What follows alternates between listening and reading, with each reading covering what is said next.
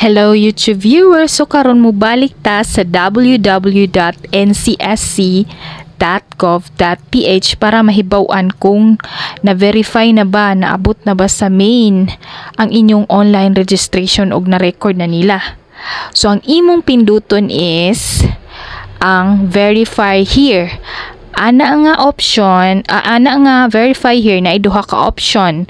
RRN mo katong reference or ibutang ang imong exact name o birthday. So kung reference ang gamiton, so of course katong number pag submit nimo naman to your reference, ibutang lang na nimo siya.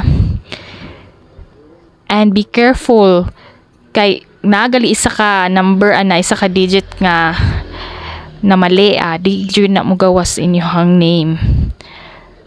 And of course, after sa reference is kadtong pin, kadtong upat ka number nga dili nimo makalimtan.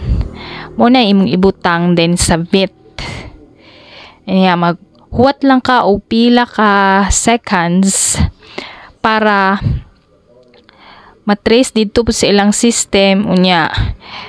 After ana, moabot na gyud tong imuhang verification nga ana register na gyud. So that's all.